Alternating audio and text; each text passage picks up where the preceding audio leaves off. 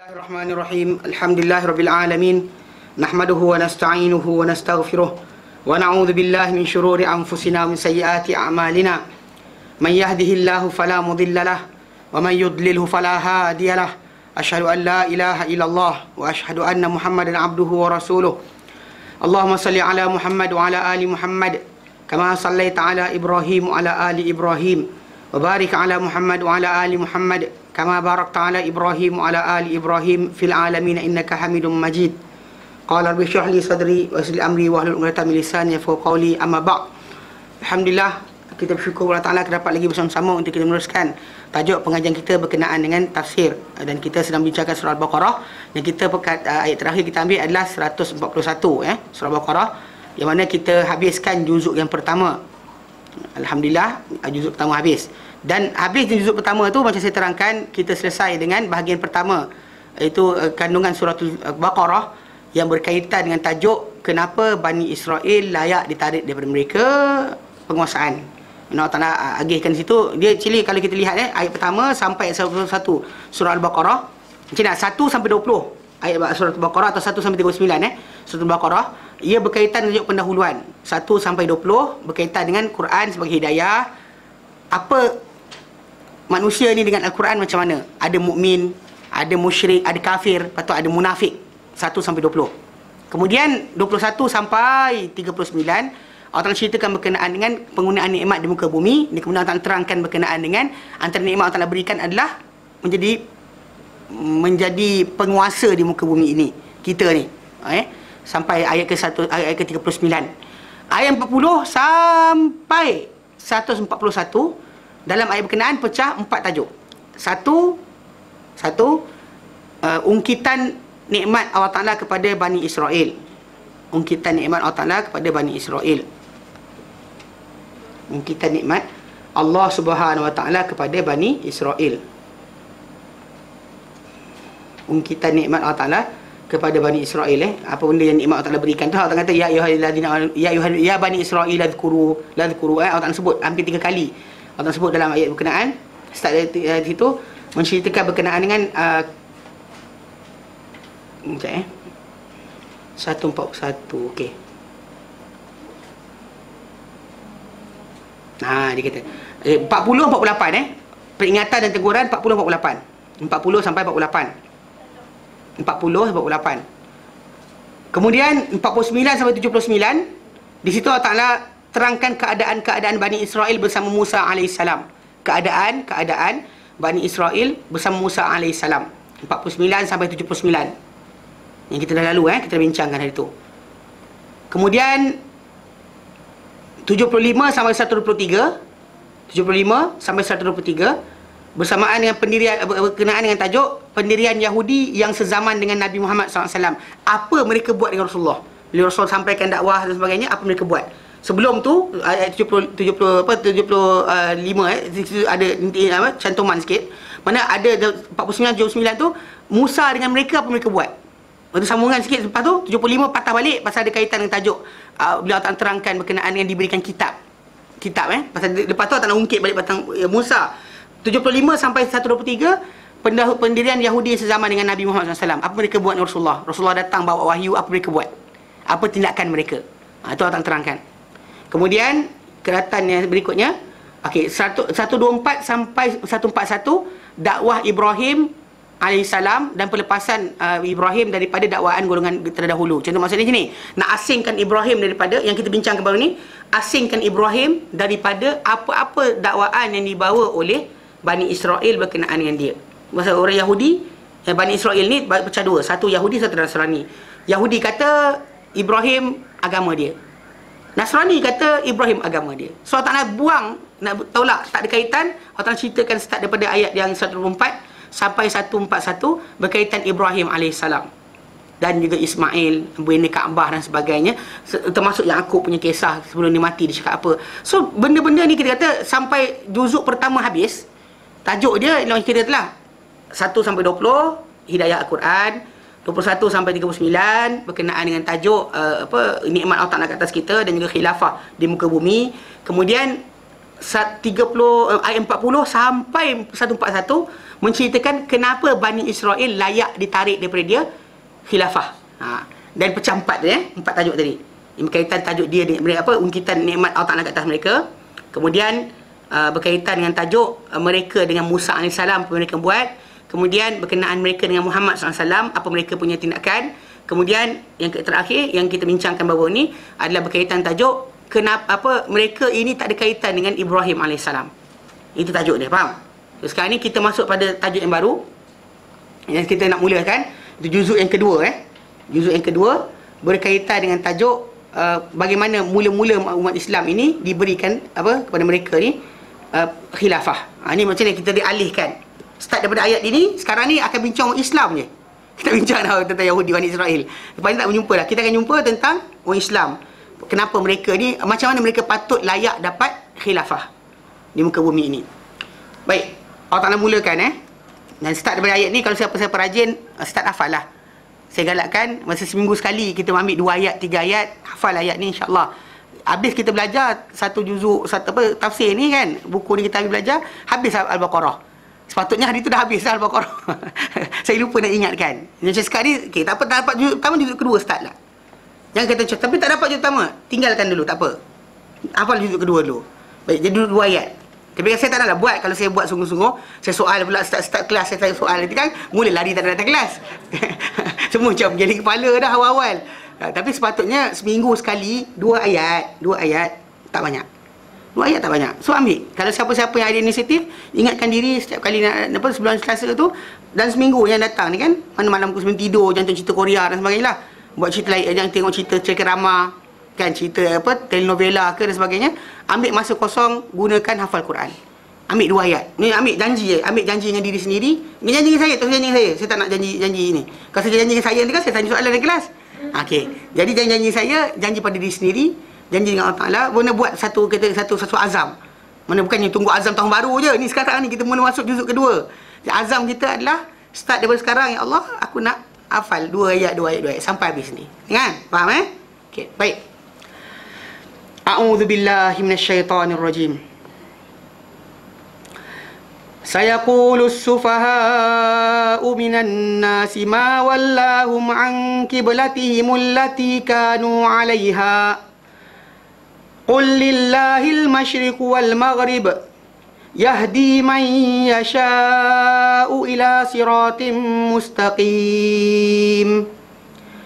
Wa kadzalika ja'alnakum ummatan wasatan litakunu syuhada'a 'alan nas wa yakuna ar-rasulu 'alaykum shahida. Wa ma ja'alna al-qiblata allati kunta 'alayha illa lina'lama man yattabi'u ar-rasula mimman yanqalibu 'ala 'aqibayhi. Wa in kanat lakabiratan illa 'ala alladhina hadallah. Wa ma kana Allahu liyudhi'a imanakum. Innallaha bin-nasi raufur rahim. Dikatakan, dikehendaki dengan ayat ini, bila Allah kata sayaqulu sufaha, akan berkatalah orang-orang bodoh. Orang yang bodoh, okey. Ma wallahum an qiblatihim allati kanu 'alaiha. Apakah yang mengalihkan mereka daripada kiblat mereka yang dahulu mereka di atasnya? Apa yang sebab mereka beralih ni? Ya. Dikatakan siapa orang bodoh berkenaan tu? Qila, dikatakan al-muradu, dikehendaki bisufaha, dengan orang yang bodoh tu dalam ayat ini. Huna di sini musyrikin Mekah, orang-orang musyrik Mekah, Arab Arab. Pasal diorang dahulu lihat Rasulullah SAW kan menghadap ke Baitul Maqdis. Kemudian tiba patah balik ke Mekah, apa hal? Kan? Diorang tanya, ada kata itu. Ada kata dikatakan juga mereka ni adalah pendeta-pendeta Yahudi. Mempersoalkan. Kan dulu Rasulullah SAW menghadap ke Baitul Maqdis, ini menghadap ke Mekah, apa hal? So diorang bertanya-tanya, diorang bercakap-cakap. Dan dikatakan juga, ada mengatakan yang bercakap kata-kata ni adalah orang-orang munafik. 3 pendapat Ada kata orang musyrikin Arab, ada kata pendeta-pendeta Yahudi, ada kata ini adalah kata-kata orang munafik. Dan ayat ini sebenarnya meliputi ke semua mereka. Mana siapa saja. Pasal Allah Ta'ala kata sufaha, Allah Ta'ala sebut siapa. Allah Ta'ala cuma kata persoalan timur kat golongan bodoh ni adalah ma wallahum an qiblatihim allati kanu 'alaiha, apakah yang mengalihkan mereka dari kiblat mereka yang dahulu mereka di atasnya. Mana dulu mereka menghadap ke Baitul Maqdis, apa hal mereka mengalih ke situ. Dan bahkan mereka sebenarnya ada assumption. Mereka membayangkan, contohnya macam dia kisah berkenaan, dia kata bahawa Nabi SAW ketika menghadap ke arah tersebut, apa baginda sebenarnya apa? Sebenarnya macam dahulu ketika berada di Baitul Maqdis tu, macam contoh macam nak kaitkan diri baginda dengan orang-orang ahli kitab yang lain. Kemudian bila sampai ke Madinah, baginda dah mula sayang, rindu negara dia asal dia, baginda alih ke situ. Ini pendapat orang. Tapi sebenarnya pendapat berkenaan peralihan kiblat ini actually bukannya benda baru. Bahkan kalau disebut dalam New Testament, benda ni ada disebut berkenaan perkara ni, berkenaan kiblat ni akan beralih. Mana pula lain pula orang ni.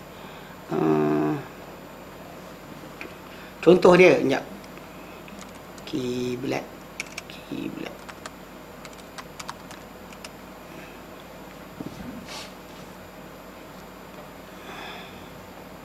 Satu lagi. Okey, sini. Bukan. Satu lagi. Okey. Contoh kat sini dalam ayat ni. Dalam verse ni. Jadi actually benda ni sebenarnya bila pertukaran kiblat tu berlaku, mereka orang ahli kitab ni dia dapat kata satu kata pertukaran tu dia orang dah anggarkan. Cuma tak tahu ke mana. Ini berlaku dalam sebut dalam apa Bible of John, Gospel of according to John, chapter 4 20 21. 4 20 21 4 21. Dia kata macam ni, Isa tegur seorang wanita duk sibuk menyembah kat satu gunung, satu bukit. Jadi bila Isa duk terangkan supaya menghadap ke sana, so jadi perempuan tu bercakap. Perempuan tu kata, our fathers worship in this mountain, and you say lah. Dan kau pula cakap, dia kata, bapak atuk kami dulu sembah kat gunung ni. Engkau pula kata, dia kata, that in Jerusalem is the place where men out to worship. Bahawa di Jerusalem lah tempat di mana seorang manusia tu patut menghadap ataupun menyembah. Lepas tu Jesus said unto her, mana Isa pun kata pada dia, woman, perempuan, dia kata. ayat actually kalau benda macam ni lah, dia kata woman, perempuan, dia kata, believe me, percayalah, dia kata the hour cometh, mana masanya akan datang, when ye shall neither in this mountain nor at Jerusalem worship the Father. Akan datang masanya engkau tidak pada gunung ini, tidak pada Jerusalem engkau menghadap kepada bapa, mana Allah lah, pada Allah, pada Tuhan. So jadi menyembah tadi tidak akan berlaku di sini, tidak di sinilah, akan ke tempat lain. So masalah di mana? Jadi konsep ni kita kata, benda yang kita kata dari segi asasnya, mereka sendiri ahli kitab ni, mereka sedang menjangkakan tapi tak tahu kat mana.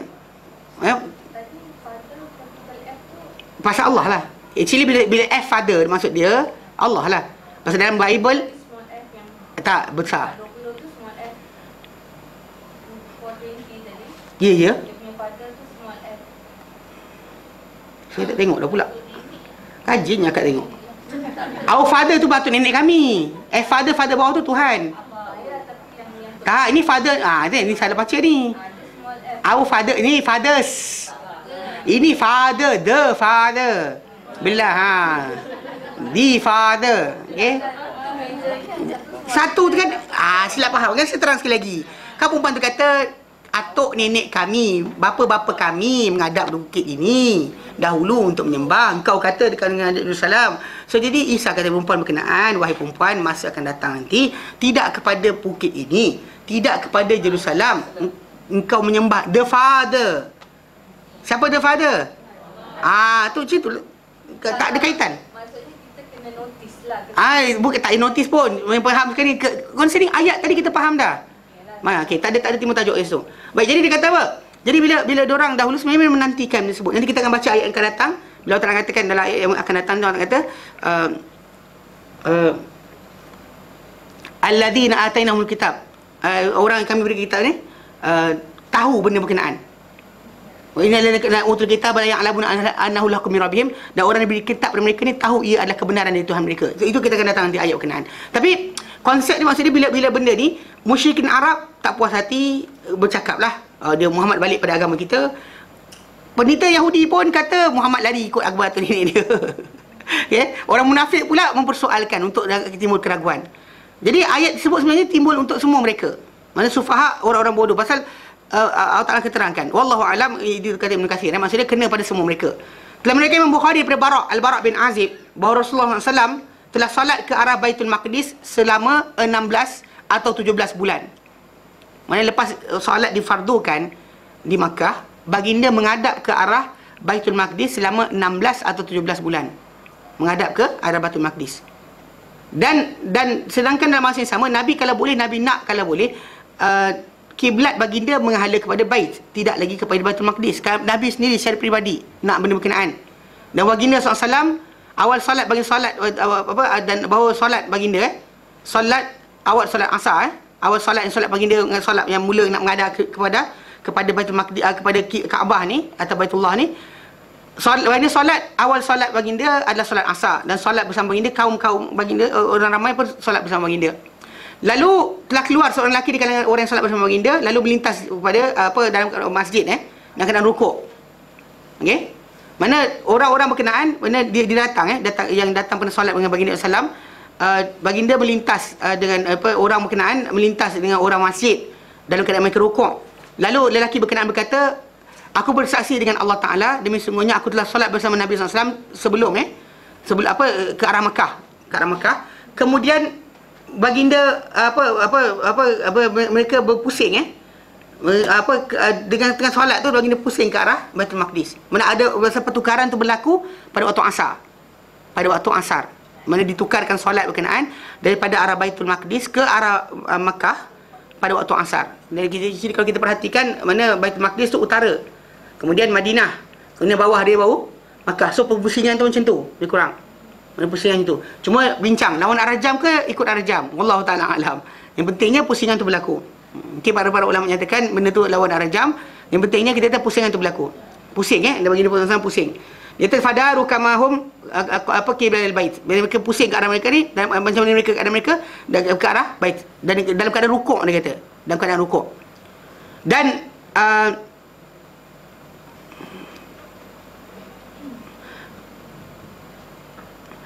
ada di kalangan, dan dikata dan adalah orang yang telah mati ada sebagian orang telah mati di atas kiblat sebelum dialihkan ke arah Baitullah. Ada beberapa orang lelaki yang mati dibunuh, dan kami tak tahu apa dikatakan tentang mereka. Mana ada orang yang solat menghadap ke sana, dan bahkan bila diubahkan kiblat tadi, ada sebagian orang tak tahu pun. Pasal bila perintah untuk solat datang, baginda berada di Makkah. Kemudian bila pindah ke Madinah, solat masih lagi sampai ke arah Baitul Maqdis. Cuma bila sampai di Madinah dulu, lepas 16 bulan, baginda menghadap ke Baitullah. Jadi siapa yang dapat arahan untuk awalnya kepada Baitul Maqdis kekal.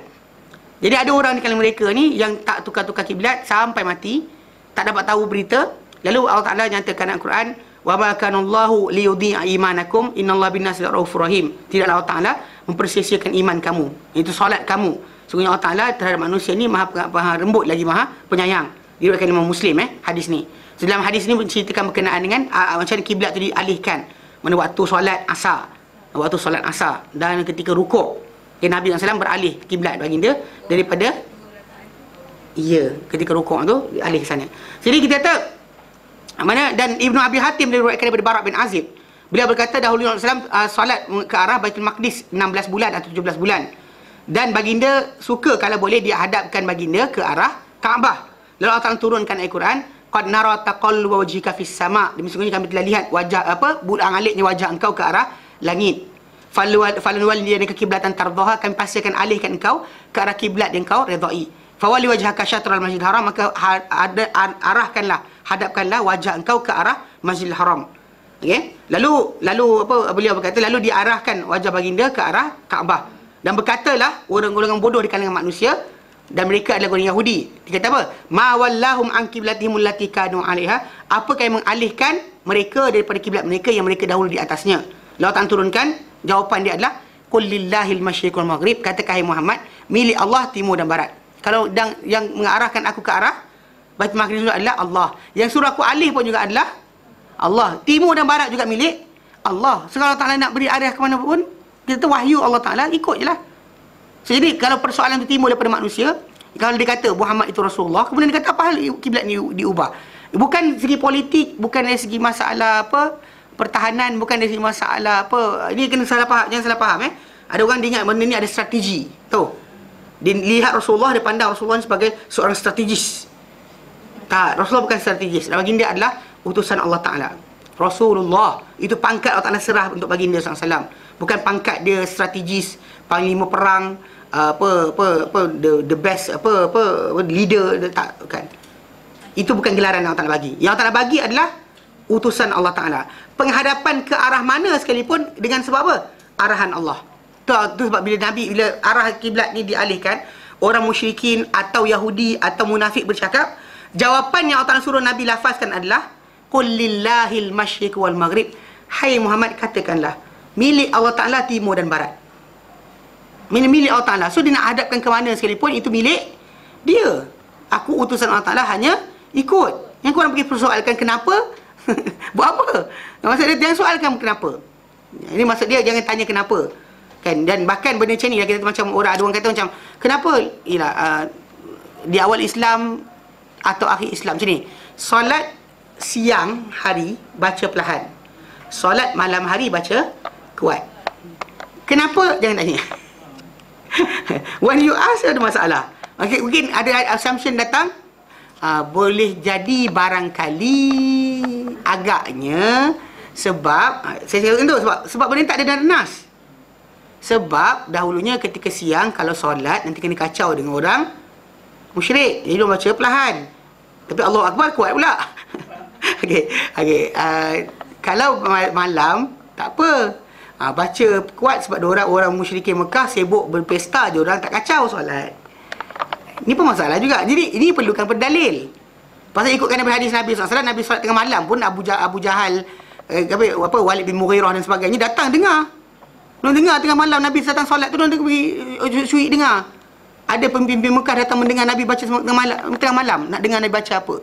So konsep sekarang tak ada kaitan lah.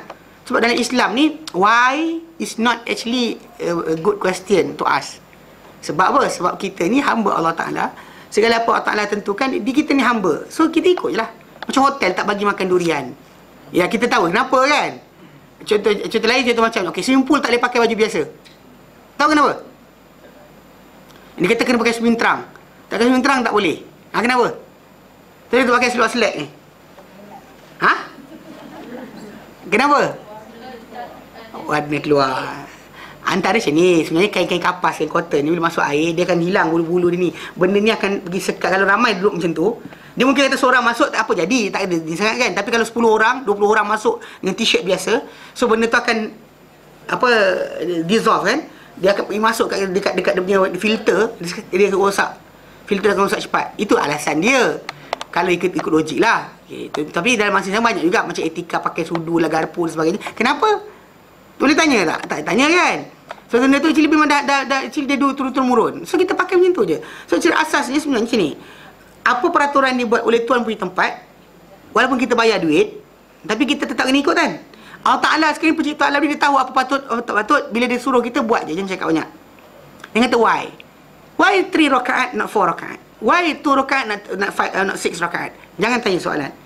Pasal ni soalan kadang-kadang kalau timbul dari curiosity kita macam ingin tahu. Dia problem sekarang ni untuk Allah Ta'ala kita tak buat macam tu. Bila kita buat macam tu, actually kita akan persoalkan kenapa? Pasal authority utama Allah Ta'ala adalah dia tak ditanya berkenaan apa dia buat. La yus'alu amma yaf'al. Allah Ta'ala tak ditanya berkenaan apa dia buat. Datang kita tanya pula apa hal. Tak boleh. The problem ni kita kata macam kita tak boleh mendidik diri kita. Pasal itu baru kenaan dengan biasa. Belum ni qadar Allah Ta'ala kat atas kita. Allah Ta'ala berikan kita musibah, berikan kita kesusahan, kepayahan, nanti keluar juga why. Why me kan? Kenapa aku tak orang lain? Banyak orang jahat atau macam orang tu baik boleh dapat anak cacat. Kan ke why? Soalan tu yang keluar. Pasal Allah Ta'ala dia adalah penguasa segala-galanya. Dia buat apa dia nak buat, tak dipersoalkan apa dia buat. Faham? Lepas dah berapa lama nanti barulah patutlah. Tapi ketika tu iman kita dah habis. Faham tak? Rugi kita. Sebab kenapa akidah umat Islam ni dijaga dengan benda-benda macam ni. Jangan kita persoalkan banyak. Maksudnya bila diberikan berkenaan, laksanakan saja. So Nabi SAW disuruh jawab pada orang musyrikin Makkah atau Yahudi atau munafik. Bila diorang cakap, qul lillahil masyriq wal maghrib, katakan hai Muhammad, milik Allah Ta'ala timur dan barat. Yahdi man yasha'u ila siratal mustaqim. Allah Taala beri petunjuk pada jalan yang lurus. Yahdi siapa yang dia kehendaki kepada jalan lurus. Allah Taala yang beri hidayah. So kalau anda pandu ke situ, pandulah. Allah Taala tentukan kita hari Jumaat, Jumaat adalah tempat perhimpunan kita sebagainya, bukan Sabtu, bukan Ahad, terima hari berkenaan. Allah Taala tentukan bahawa Ramadan bulan berpuasa, kan Ramadan actually sebenarnya bulan Islam ni bergerak. Ada musim kita puasa bulan Islam ni, bulan musim terkujuh. Kan? Lepas tu ada musim kita puasa bulan Islam ni, puasa Islam ni musim lain pula. Pasal dia bergerak, dia beralih, pasal dia ikut lunar, dia ikut bulan. Bukannya ikut matahari. Dia tak ikut matahari, dia ikut bulan. Jadi kalau ikut yang musim ni, biasanya matahari punya musim. Kalau bulan tak ikut musim berkenaan, pasal kan dia bergerak, berjalan. Ada masanya Ramadan pada awal tahun, ada masa Ramadan akhir tahun, ada kadang Ramadan tengah tahun. Saya perasan kecil-kecil tu time sekolah time kumpul duit raya. Saya macam tahun depan bulan 6. Tiba-tiba tak tahun berikutnya tahun lama sikit. Asal bulan 3 pula. Rasa beralih, rasa bergerak. So sekarang ni dah belajar baru tahu, oh tak sama punya perkiraan dia. Pasal bulan Islam kadang-kadang 30, kadang-kadang 29. Dia tak sama. Dia 29 atau 30 dia tak tetap. Berdasar pada bulan tu kita nampak macam mana. Itu je. Adapun bulan matahari ni, yang tahun matahari ni, dia tetap 365 hari. Ada tahun lompat tambah 1 hari kan. 4 tahun sekali. Tahun lompat. Lompat apa tu? Okay, tapi cerita dia lompat lah. Tahun lompat tu dia nak mengurangkan supaya tak beralih. Supaya tepat juga. Macam tu keadaan dia. So konsep dia dalam Islam ni, actually benda tersebut dalam Islam, penentuan benda berkenaan, bulan mana patut haji, bulan mana patut sekian, tempat mana kita patut pegang, tempat mana jangan pegang, cara berdoa, bentuk berdoa, benda tadi aturan ada siapa? Allah. Faham tak? Allah tentukan. So jangan tanya kenapa.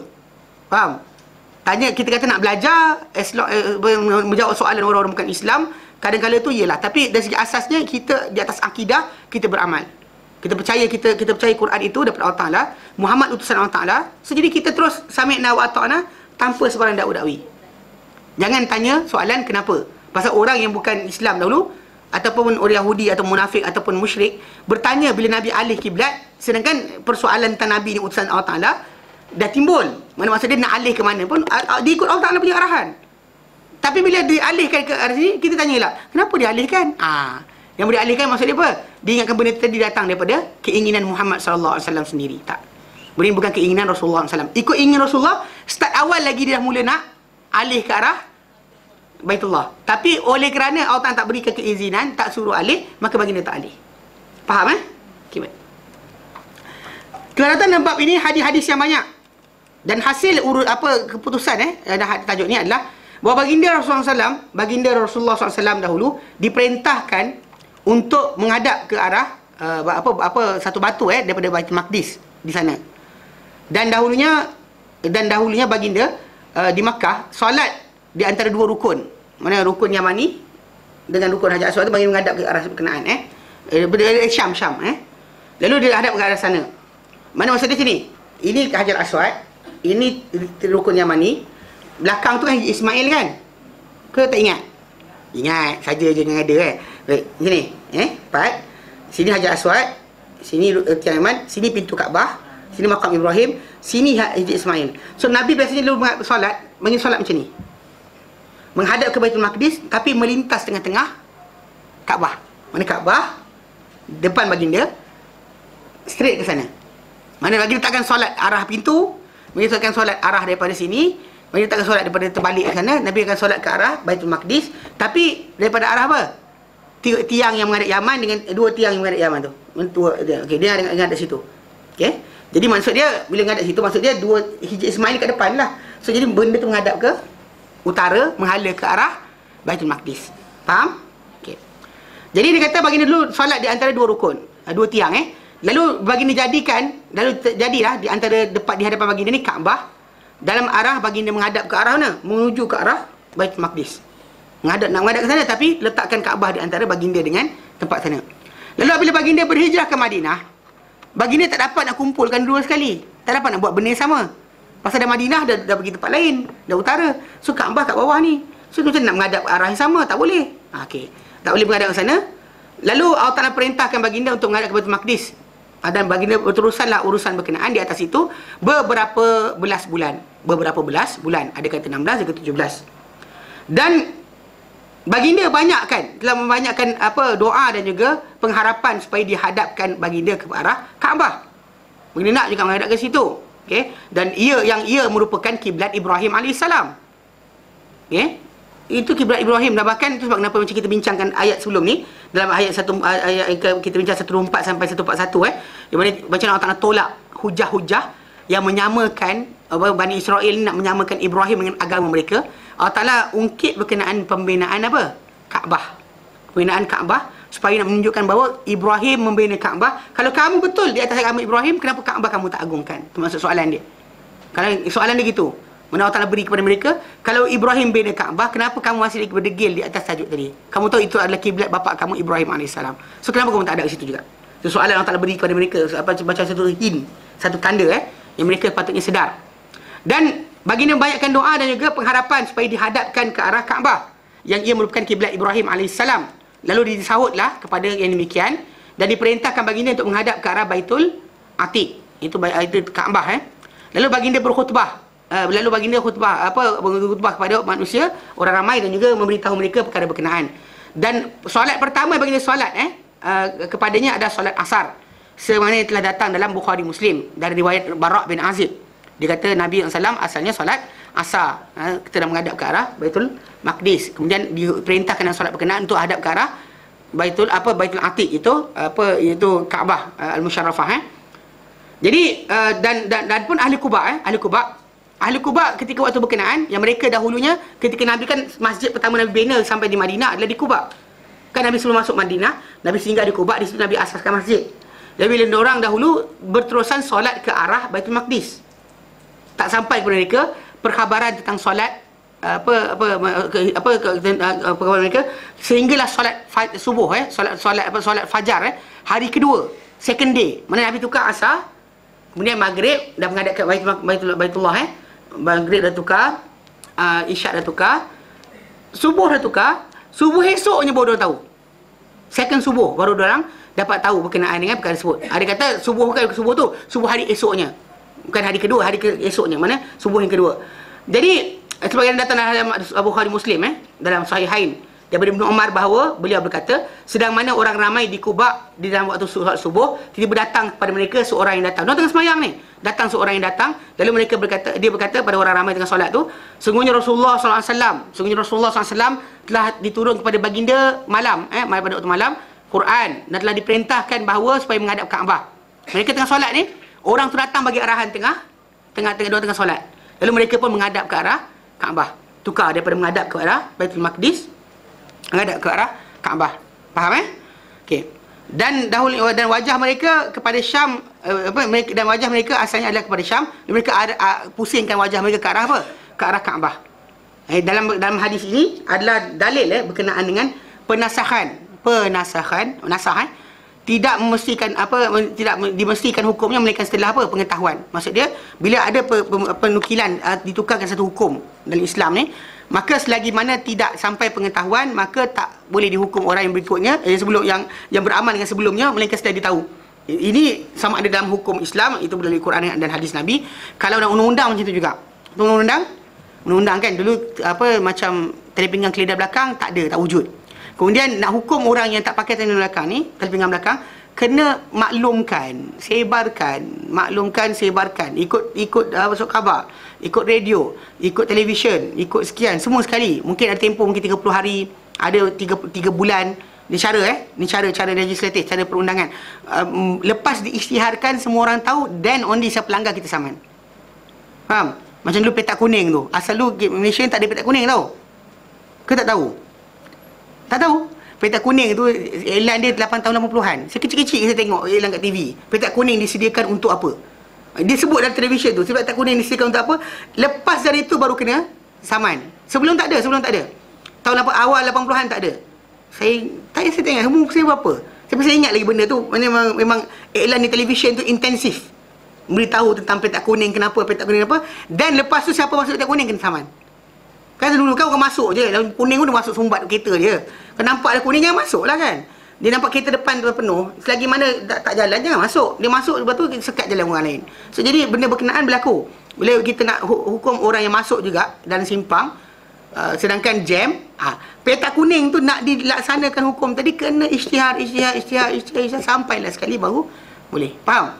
Cara dia macam tu. Jadi dalam ini dalil ini menjadi dalil kepada penasahan tidak dimestikan hukumnya kecuali setelah apa?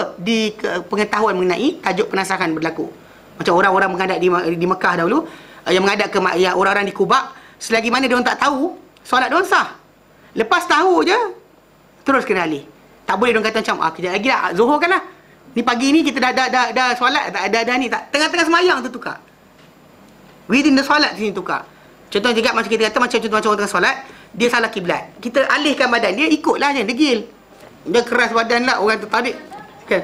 Aku khusyuk kepada Allah Ta'ala, sepak aku tu. Masa dia kena ni lah pusing, ikutlah bila orang tak alihkan. Kita pergi tumpang solat kat rumah orang. Kemudian kita solat salah. Kemudian bila kawan kita yang kita solat kat rumah dia, alihkan badan kita keraskan badan, apa hal? Kan? Actually kalau dia bagi tahu ikut mulut pun memadai. Macam kes yang berlaku pada sahabat Nabi tadi, dia orang kita melalui mulut je. Orang dah setengah solat tu dengar. Kubak dengan tu tak jauh. Jadi bila dia bagi tahu itu kan, dia kata alihkan. Nabi telah menghadap ke arah, turun Quran dan Nabi telah menghadap ke Kaabah. So dia ada, no pusing. Tak cakap banyak. Tak ada macam tahu cakap awal. Tak ada. Dalam solat tu alihkan. Faham tak? Faham tak? Okey. Dan sekalipun telah terdahulu penurunan dan penyampaiannya. Selagi tak sampai, selagi tu tak. Walaupun dah lama sampai pun, pasal actually ada yang berbulan-bulan baru tahu. Pasal kampung sistem maklumat zaman berkenaan payah, tak sama macam kita. Tak ada orang sampai, tak sampailah berita. Kita tak sampai pun berita boleh sampai. Kan kita duduk kat sini, berita di Mekah boleh sampai kat kita. Berita di Perancis sampai kat kita. Zaman dahulu selagi tak ada orang sampai, tak sampailah cerita tadi. Tak ada burung datang hantar. Nyanyi-nyanyi depan orang. Oh, ada berlaku benda kat Madinah, tak ada. Tak ada sampai burung atau pakai burung dan sebagainya. Tak ada orang, tak ada sampai. So normally macam tu. Kerana mereka tidak diperintahkan untuk mengulang salat asar dan maghrib dan isyak. Pasal orang yang berada di Kuba, dia tak disuruh ulang asar, maghrib, isyak. Yang mereka hadap ke arah Baitul Maqdis lagi. Sedangkan orang di Madinah dah tukar. Tapi bila subuh tu dapat tahu, so maka mereka kena alih. Itu je. Sekalipun hukum tadi awal, berbulan-bulan sekalipun, berapa kali waktu solat sekalipun, mereka tak disuruh ulang balik. Faham tak? Pasal bukan yang disengajakan untuk melawan perintah Rasulullah SAW. Dan apabila berlaku perkara ini, terhasil pada sebagai manusia, yang mereka ni daripada ahli nifak, dan juga keraguan dan juga kufuran di kalangan Yahudi, ahli munafik, keraguan dan juga kufur di kalangan Yahudi, mereka terhasil pada manusia ni ragu-ragu dan juga terpesong daripada hidayah, dan mereka jadi teragak-agak dan juga mereka syak. Betul ke Rasulullah ni? Betul ke Muhammad ni? Dia macam tu, dia bersoalkan pula. Macam tu kenapa? Pasal mereka tidak ada kepatuhan asal. Mereka cuma ikut-ikut. Jadi bila berlaku benda berkenaan, mereka start questioning. Kenapa Islam macam ni? Macam tu macam zaman kita pun berlaku juga. Bila Islam letakkan hukum, kan ada orang tanya, kenapa dia tanya. Sedangkan bila benda berkenaan, benda tu Allah Ta'ala letakkan, datang nas dan dalil dan ikut, tanpa dakwa-dakwi. Tapi kalau dia kata tak ada nas dan dalil, dia tanyalah. Ustaz tanya sebut benda ni, apa dalil dia? Tanyalah, malu pula nak tanya. Dan bila benda tu seronok nak buat, dia tanya pula kenapa kena buat.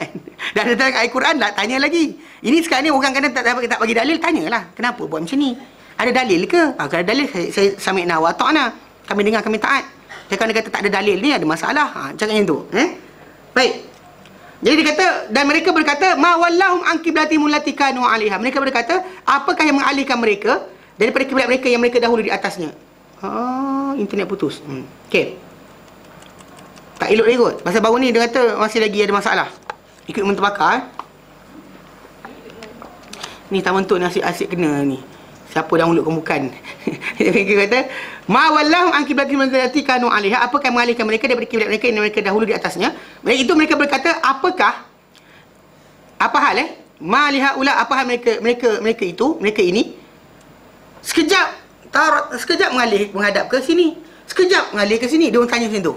Apa hal orang Islam ni? Sekejap menghadap ke Baitul Maqdis, sekejap menghadap ke Kaabah. Apa hal ni?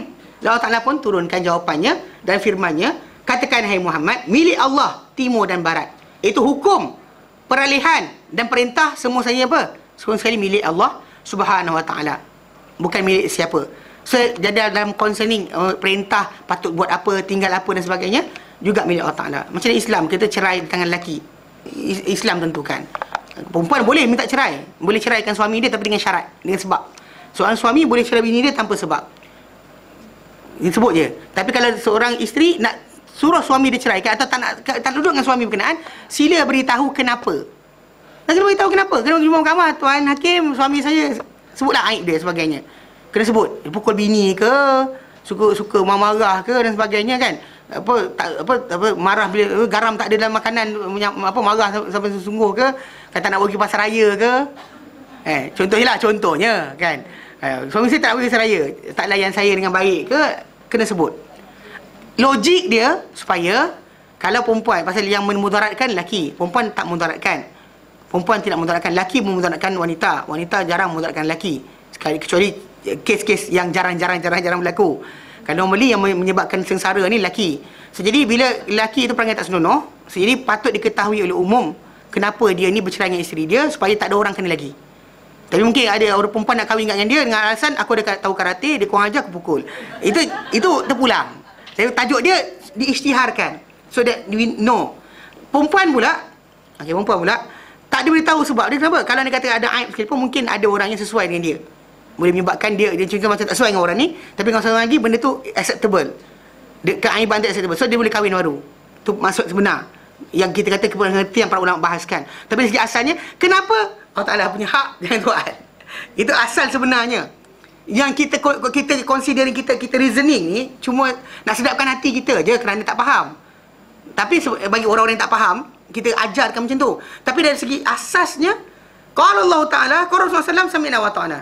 Nanti more than that. Pasal yang berkuasa menetapkan hukum adalah Allah Ta'ala. Dia menetapkan hukum, maka kita patuh kerana kita hamba dia. Nanti more than that. Kalau kita tak boleh pegang yang ni, kita ada masalah. Pasal banyak hukum-hukum Allah Ta'ala yang lain, contoh macam bab perang dan sebagainya.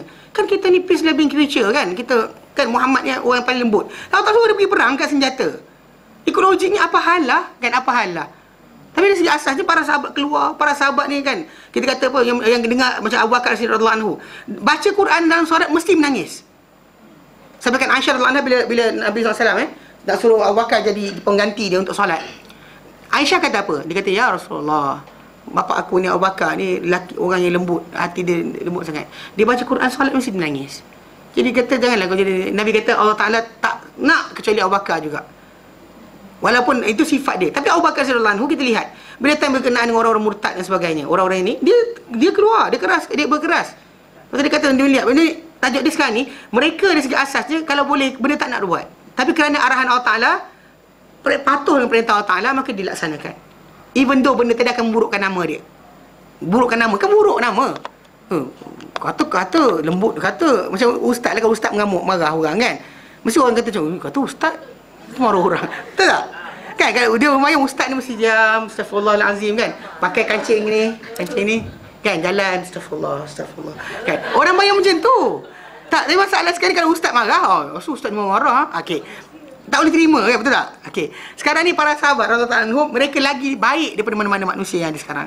Tapi bila Allah Ta'ala suruh mereka keluar pergi perang, walaupun orang akan kata macam, dia orang gila kuasa, orang gila harta, gila sekian. Orang akan cakap apa, tapi apa? Mereka tak bimbang celaan orang yang mencela. Itu pasal apa? Pasal taat pada Allah Ta'ala dan juga Rasulnya. Hatta Nabi sendiri ada perintah-perintah macam ni kan. Kalau ikut logiknya, macam orang akan kata, sekejap ke sini, apa hal? Tak tetap ke? Dekat Tuhan kau dah tahu, kenapa tak letak kat Mekah aja? Dari awal kan, awal. Allah Ta'ala berhak untuk menentukan apa-apa. Itu hak dia. Kalau dia kata sekejap, suka hadap ke sini, lepas tu hadap ke sini, itu hak dia.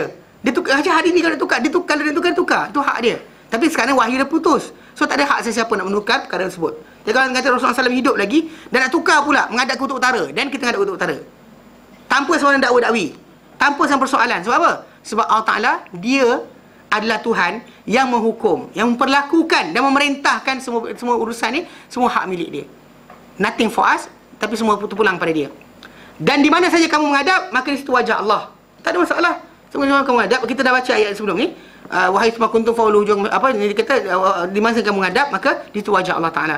Mana tak ada yang lain. Semua ciptaan Allah Ta'ala, semua milik Allah Ta'ala. Kalau menghadap ke mana pun Allah Ta'ala kata itu menghadap ke arahku, itu menghadap ke arahku. Dah sudah. Tak cakap banyak. Dan bukanlah kebaikan itu baru dihadapkan wajah kamu ke arah timur atau barat. Pasal dalam ayat surah Al-Baqarah 107, laisal birra an tuwallu wujuhakum qibala al-masyriq wal maghrib. Bukanlah baik itu, kebaikan itu kamu menghadap wajah kamu ke arah timur dan barat. timur atau barat, walakinnal birra man amana billah, tapi kebaikan adalah siapa beriman Allah Taala. Maksud dia concerning tajuk ini, arah itu hanya penyatuan, di arahan Allah Taala. Ngadap ke mana tu, itu milik Allah Taala, hak dia. Kalau dia nak menghadap ke mana, macam saya kata tadi, kutub utara, kutub selatan, kita tak ada question kat situ. Arah KLCC ke, kan, nak menghadap ke mana. Kalau Allah Taala perintahkan dia, kita ikut. Tak ada dakwa-dakwi. There's no such thing as, orang kata apa, nak kenapa, jangan tanya kenapa. Macam tu kita kata persoalan timbul sekarang ni, bila orang persoalkan benda tu tadi, itu dia macam dia kata autoriti Allah Taala tu tak penuh. Faham? Allah Taala berkuasa, tapi kena bagi tahu lah kenapa. Dia kata itu bukan hak kita. Pasal dia Tuhan yang menjadikan alam ni, dia berbuat apa dia nak. Dan dia kata apa? Dia kata itu maksud dia apa? Maksud dari surah Al-Baqarah tadi 177 tu, maksud dia urusan seluruhnya adalah pada mematuhi perintah-perintah Allah Taala. Keadaan sebenar yang dikehendaki dari kita adalah patuh perintah Allah. Di mana saja dia hadapkan kita, kita menghadap. Di mana saja dia menghadapkan kita, kita menghadap. Maka ketaatan dalam mematuhi perintahnya, taat itu dimaksudkan dengan taat perintah Allah Taala, itulah maksud dari ketaatan. Bukan taat itu maksud tunduk, patuh, kemudian degil. Kemudian dia diarahkan, dialihkan benda berkenaan, aku tak kira, aku nak ikut yang terlalu lama juga. Itu maksud dia, tak ada taat lah. Perintah Allah Taala suruh alih lah. Tak, walaupun kita sayang yang pertama ke, sayang yang kedua ke, benda yang mana kita ada sentimen sekalipun, benda itu bukan alasan. Hatta Nabi SAW sendiri pun ikut sentimen Nabi nak. Tapi kalau Allah tak izinkan, Nabi tak boleh buat. Tak boleh buat. Tidak sekali-kali boleh buat. Cuma Allah Ta'ala berikan benda tu macam asbab dia, Nabi berdoa. Asbab dia, Nabi meminta. Tapi dari segi asasnya, Allah Ta'ala pasti akan alihkan juga. Macam Adam AS akan keluar dari syurga. Akan keluar juga. Pasal dia adalah khalifah di muka bumi. Mana dia pengganti memerintah di muka bumi ini. Bukannya tempat lain. Bukan memerintah di langit. Jadi secara tak langsung, dia pasti turun. Pasti turun. Cara mana? Itu terpulang Allah Ta'ala. Allah Ta'ala berikan satu cara bentuk dia yang dia makan buah berkenaan. Tapi dari segi asasnya, memang Allah Ta'ala nak turunkan dia. Cuma cara turun tadi, itu terpulang Allah Ta'ala. Faham? Tak ada kuasa kat atas kita untuk mengalihkannya. Dan dia kata apa? Ketaatan adalah pada mematuhi perintahnya. Itu Allah SWT. Dan kalau dia menghadapkan kita pada setiap hari kalau Allah Ta'ala letakkan kita ni setiap hari, okey, setiap hari beberapa kali ke arah yang berlainan, maka kita hamba dia. Dan dalam pengurusan Allah Ta'ala, dan juga berkhidmat kepada Allah Ta'ala. Di mana saya dihadapkan, kita akan hadapkan. Katakanlah Allah Ta'ala letakkan kepada kita ni, subuh ngadap ke kutub utara, kemudian zuhur ngadap ke kutub selatan, asar ngadap ke timur, lepas tu ke barat. Tak ada hal. Mana maksud dia, faham tak? Tak ada hal.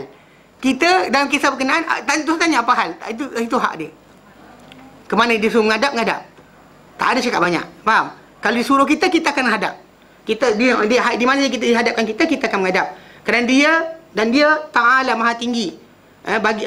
Baginya terhadap hamba-hambanya dan Rasulullah Muhammad SAW dan umatnya ada penyanggaan yang besar. Dia Allah Ta'ala ni Maha Tinggi. Dia miliknya kepadanya, terhadap hamba-hamba dia ni dan juga Rasulnya sallallahu alaihi dan terhadap umat baginda ni, Allah Ta'ala ada penjagaan besar. Even though Allah Ta'ala suruhkan tadi, kita tak faham pengertian, dia memang nak jaga kita. Faham benda tu? Bila dia arahkan satu benda tu, maksud dia memang itu arahan tadi ada kebaikan. Tak nampak pun tak apa. Laksanakan saja. Pasal dia sayang Rasulullah. Dia sayang Rasulullah SAW sayang umat dia. Takkanlah dia akan berikan kepada kita benda yang kita tak boleh nak laksanakan. Takkan dia berikan kepada kita untuk menyusahkan. Takkan sekali-kali.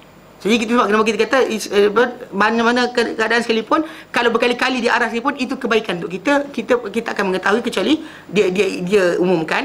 Namun begitu, yang pentingnya di situ adalah ketaatan kita kepada dia. Kerana apa?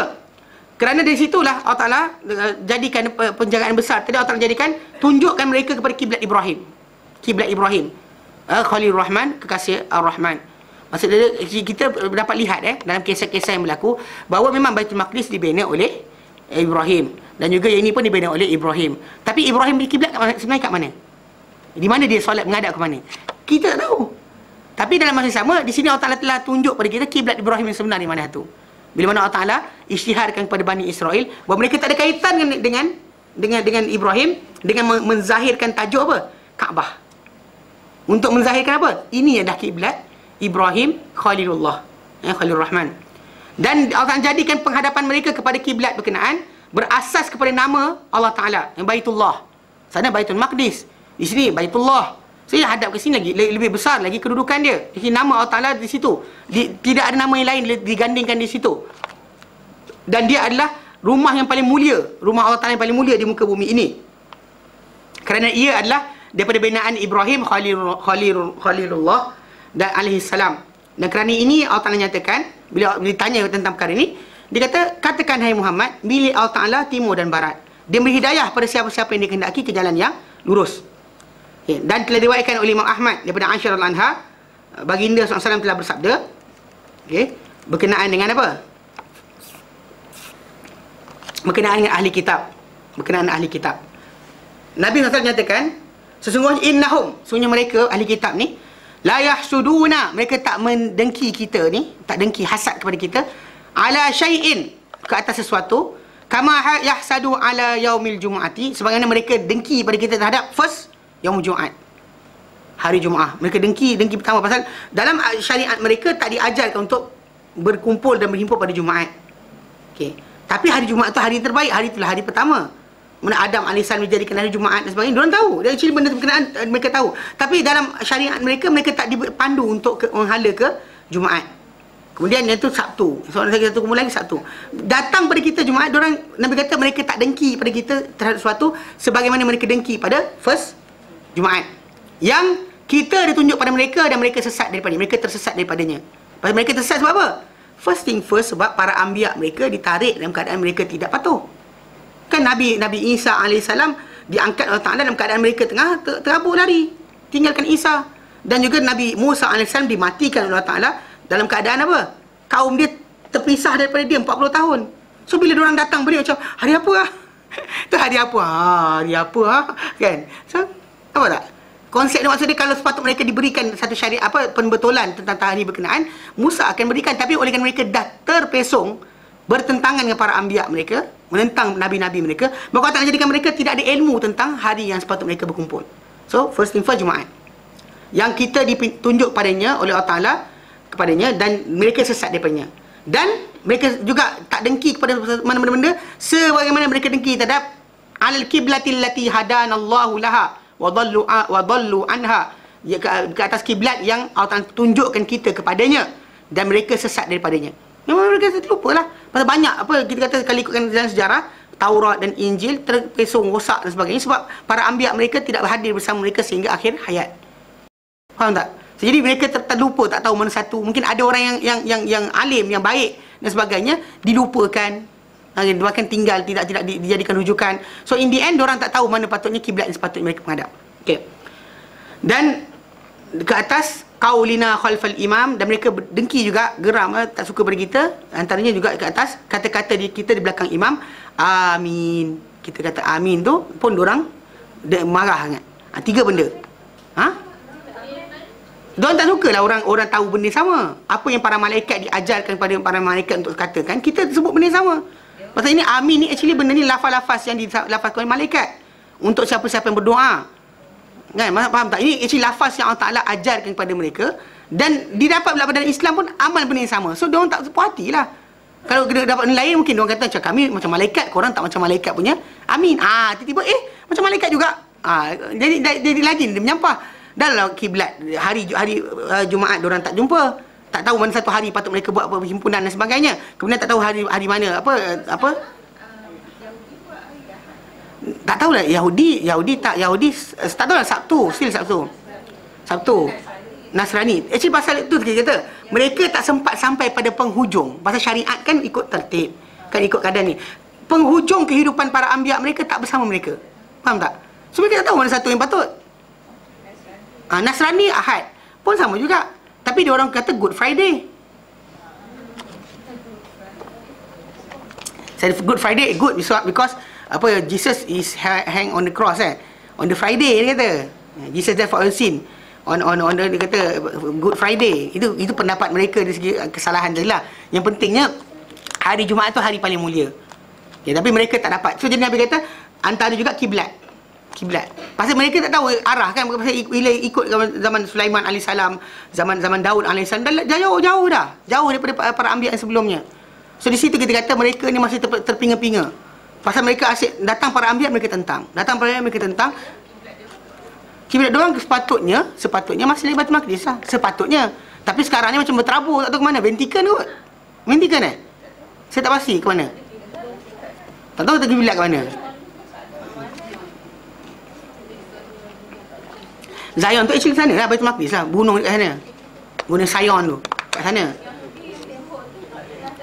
Tembok tu kalau dekat tempat lain tak dengar ada tembok pun. Tembok tu je. Tembok dia nangis kat situ. Wailing Wall. Tapi kita kata secara asasnya mereka tak ada. Mereka hilang punca.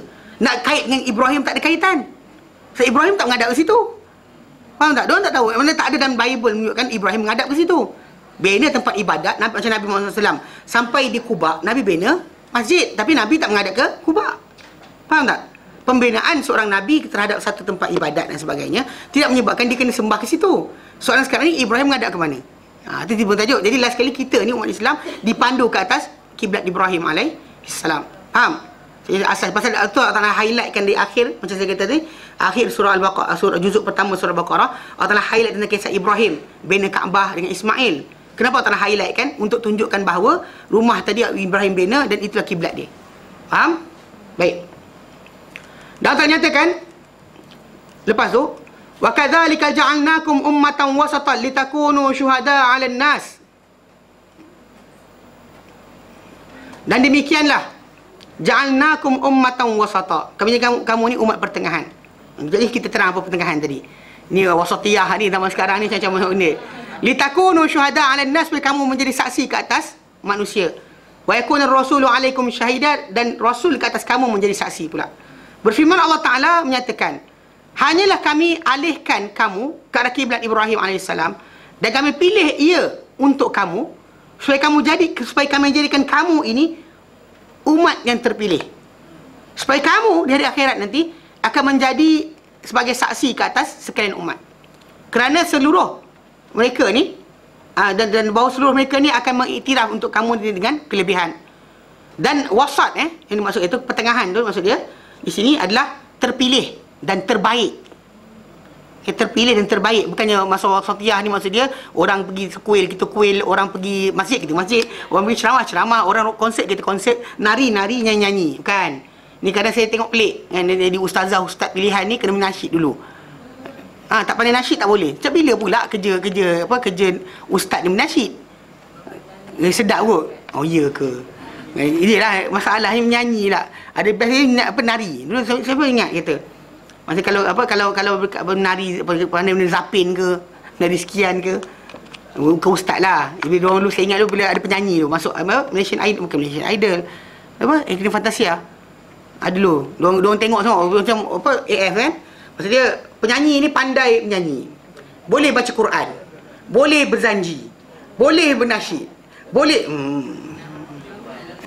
itu mengarut nama dia. Tak ada dalam Islam. Itu kan wasatiyah dipanggil. Itu sesat. Tahu? Sesatiyah. Okey, bukan wasatiyah, sesatiyah. Maksudnya wasatiyah tu bukan maksud macam tu. Pasal wasatiyah ni tidak menyebabkan kita melanggar maksud kesederhanaan tu. Kalau orang maksud sederhana, bukan maksud sederhana tu sederhana. Bahkan bila dalam ayat ini macam Ibnu Katsir kata, maksud dia al-wasat hahuna al-khiyar wal ajwad. Yang terbaik, yang terelok, yang terpilih, yang terelok, yang terpilih dan terelok, paling elok.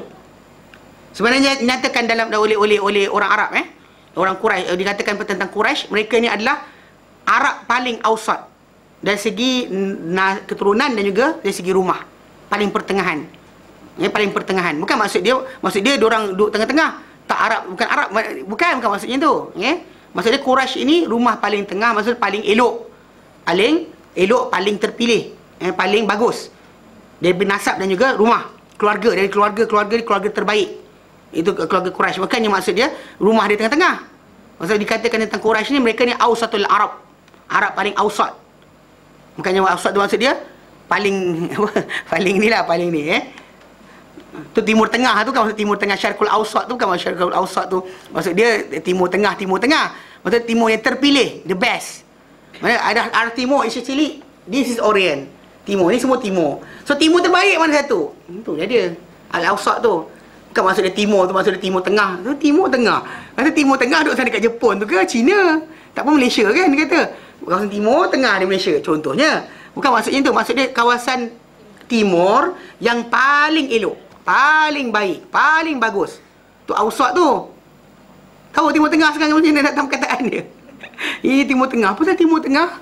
Kan? Timur tengah. Apa pasal tengah pula? Rasanya dekat tepi ni. Kan? Dekat sebelah Afrika. Apa pasal timur tengah pula? Dari segi timur, tapi timur maksud dia timur tadi adalah tempat yang terbaik. Tengah tu maksud dia Ausat tu terbaik. Pasal orang-orang Quraisy panggil Ausatul Arab. Arab paling pertengahan. Itu terbaik di antara Arab-Arab yang lain. Dan Rasulullah SAW dahulu adalah pertengahan. Maksud dia wasatan fi qaumihi. Mana pertengahan di kaum dia maksud dia apa? Asyrafahum nasaba. Paling mulia dari segi nasab. Paling mulia di kalangan mereka dari segi nasab keturunan. Dia mempunyai nasab keturunan yang paling mulia. Itu maksud dia wasat tadi bukannya apa? Sederhana. Bukan maksud dia jangan solat sangat. Bukan janganlah don't be too religious. Tu kan ayat dia. Ada orang kadang dia kadang sini macam tu. Sebenarnya bila kita kadang-kadang ada orang suka salam perempuan dan sebagainya, dia kata bimbang orang kata dia orang ni too religious, terlampau beragama.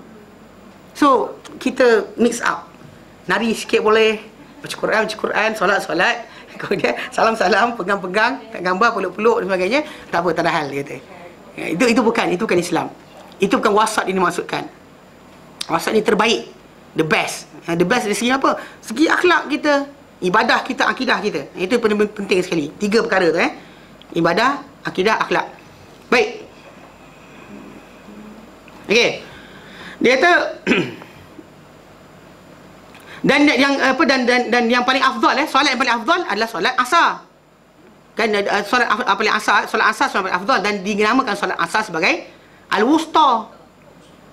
Salatul wusta. As-salatul wusta. Dalam hadis Nabi sallallahu alaihi wasallam, Nabi ketika gali parit. Gali parit kemudian bila waktu maghrib tu solat maghrib tu solat zuhur, asar, maghrib, Nabi kata semua taala bakar orang musyrikin ni dalam api neraka kerana mereka melengahkan kita daripada solatul wusta. Solat wusta ni solat asar. Jadi solat asar ni maksud dia tengah-tengah ke? Tak juga. Maksud dia yang terbaik, the best. Faham tak? Time tu lah malas sekali. Paling malas. Maksudnya ngantuk lah. Tapi time tu lah cerita televisyen lah, cerita Hindustan ke apa, time tu lah best sekali. Kan nak tengok sangat. Tak tahu kenapa.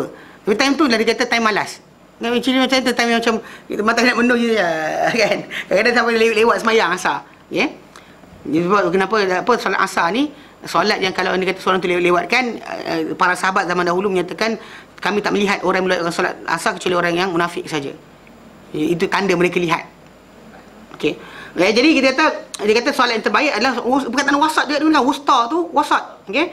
Ia adalah afdal, solat paling afdal iaitu asar. Sebenarnya sabit dalam kitab sahih. Kitab-kitab yang sahih mengenai dan selainnya. Dan oleh kerana Allah Ta'ala jadikan umat ini umat pertengahan, Allah Ta'ala khususkan dia dengan syariat paling sempurna dan juga manhaj paling lurus dan juga mazhab paling nyata. Sebab kenapa kita sebenarnya kalau kita ikut sunnah Nabi SAW dan juga syariat Islam ni dengan nyata, tak ada pening kepala, tak payah bayar ini, tak payah bayar itu, tak payah pergi ambil bai'ah, tak payah terjun dalam bukit, tak payah masuk gua, tak payah buang harta, tak payah. Islam tak pernah perintahkan benda berkenaan. Mari kita kata Islam SWR. Kita kata benda kita terjadi dengan kita ni siapa? Kita ni kaya ke miskin ke? Kita ni mulia ke hina ke? Kita menjadi seorang Muslim yang baik. Tak perlu kita pening kepala. Macam mana cara nak pergi ke syurga Allah Ta'ala? Tak ada jalan ke? Yang cari jalan orang ni. Itu keluar tarikat ni, tarikat sekian. Sedangkan sebenarnya jalan Muhammad SAW nyata dan terang. Apa yang dituju oleh Muhammad terang dan nyata. Tak perlukan sebarang penjelasan tambahan lagi. Itulah dia. Itulah cara Allah Ta'ala berikan kita obligation. Nothing more than that. Tapi datang ada orang macam, apa falsafah di sebalik? Itu masalah pening kepala tu. Kita nak ngajar payah. Pasal kadang-kadang benda tu tadi, yelah, tak perlu falsafah. Sam'an wa ta'atan. Pendengaran dan juga ketaatan, itu je Allah Ta'ala tuntut dari kita. Bila kita mengucapkan La ilaha illallah, tiada Tuhan melainkan Allah Ta'ala, dan Muhammad SAW, tak ada benda lain dah dituntut dari kita melainkan apa? Dengar dan taat. Nothing more than that. So as long as kita kata Muhammad Rasulullah, kita dengar, kita taat. Habis cerita. Tapi kita kata Muhammad Rasulullah tapi keluar je habis. Keluar tapi je, ada masalah kat situ. Maksud dia kata mana kita ni dikhususkan dengan syariat paling sempurna. Mana syariat Islam ni paling sempurna. Semua aspek ada. Nak apa? Tentang ketenteraan ada. Adab. Dengan binatang pun ada. Kan kekeluargaan kita, kemasyarakatan kita, kenegaraan kita, undang-undang. Tak ada ruang yang Islam tinggalkan. Kebersihan, hygiene dan sebagainya. Semua Islam letakkan. Ada ruang-ruang Islam masuk. Maksud dia meliputi segala-gala urusan kehidupan kita. Dan juga manhaj. Paling betul. Tata cara kita. Mana tata cara panduan kita. Mana kita punya kaedah-kaedah kehidupan. Mana kita kata tidaklah kita buang harta terus semua sekali. Tak ada pula gila harta semua sekali. Kita letakkan, Islam tak letakkan apa, bangunan tinggi sebagai tanda kemajuan.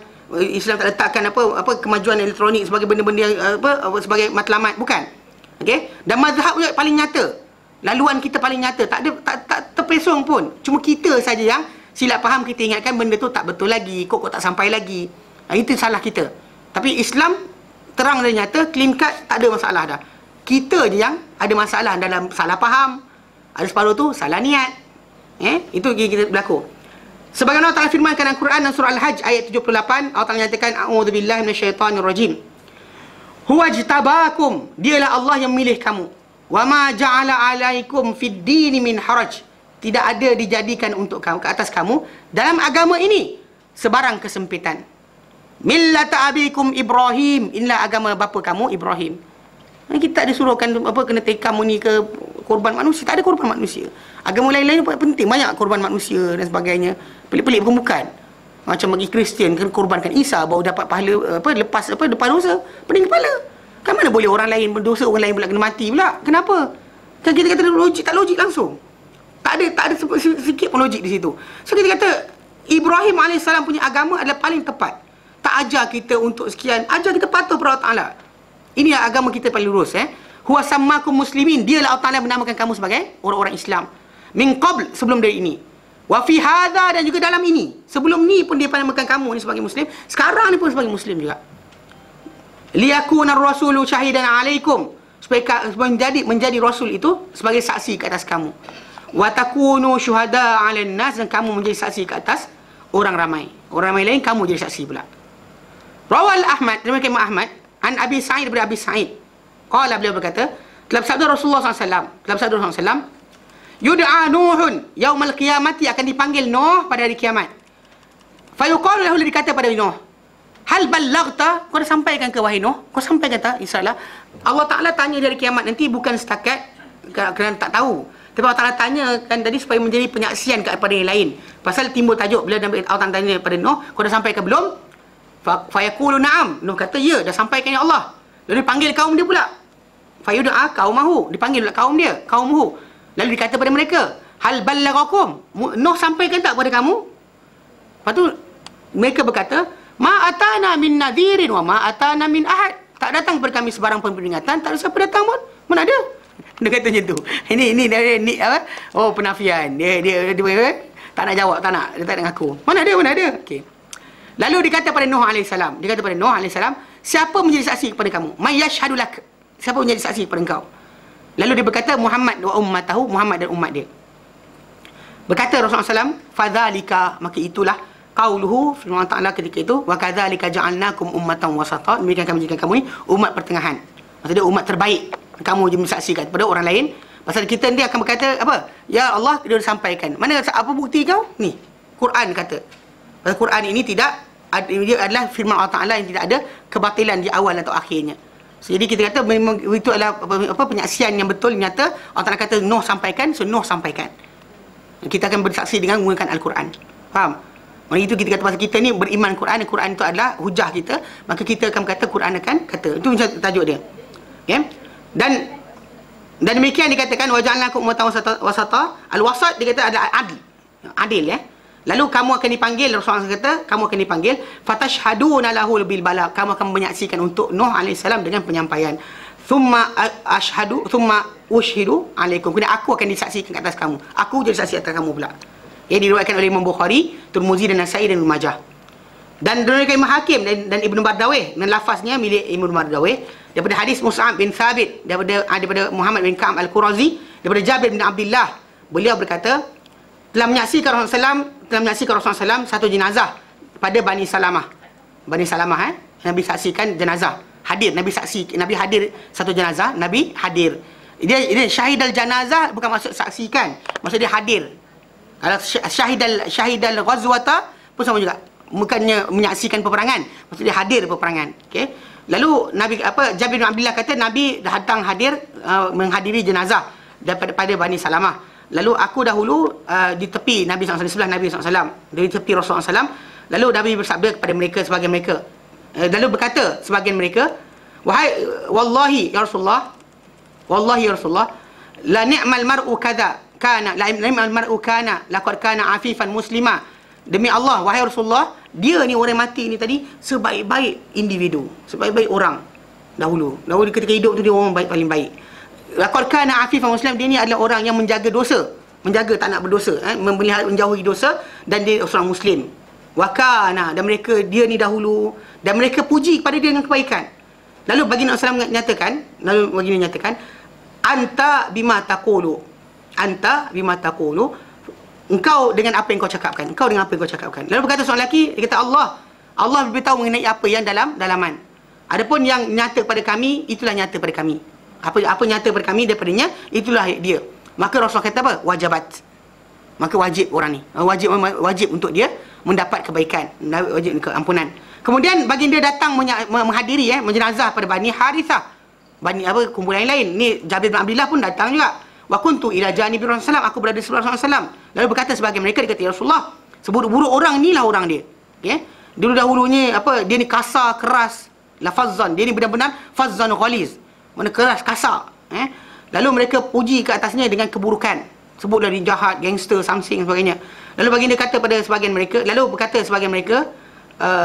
berkata Rasulullah SAW kepada sebagian mereka, engkau dengan apa yang kau cakapkan, engkau bersama apa yang kau cakapkan. Lalu sebagai seorang lelaki dia kata, ya Rasulullah, Allah Ta'ala lebih mengetahui tentang dalaman, adapun yang nyata pada kami, itulah yang nyata, ya Rasulullah.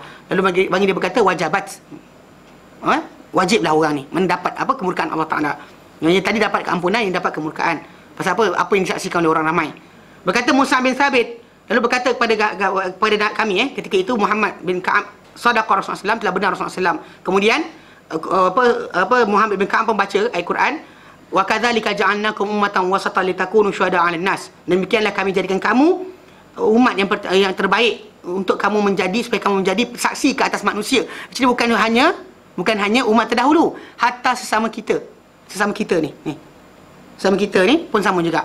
Wa yakuna rasulu 'alaikum syahida, dan menjadi rasul ke atas kamu sebagai saksi. Dan berkata Hakim, hadis ini sahih sanad dia, tapi Bukhari Muslim tak keluarkan. Faham? Mana maksud nas tadi bukan hanya kena kepada umat-umat terdahulu, bahkan sesama kita. Bila Nabi kata wajabat pada orang yang disaksikan untuk dia oleh kaum dia, oleh orang ramai dengan kebaikan, dan wajabat Nabi kata kepada orang yang disaksikan oleh kaum dia dengan apa? Keburukan ataupun kejahatan. Jelas? Biar kita berhenti kat sini, pasal panjang lagi. Wallahu a'lam wa sallallahu ala sayyidina Muhammad wa sallam alhamdulillah alamin. Subhanallah, alhamdulillah, asyhadu an la ilaha illa anta, astaghfiruka wa atubu ilaik. Assalamualaikum warahmatullahi taala wabarakatuh.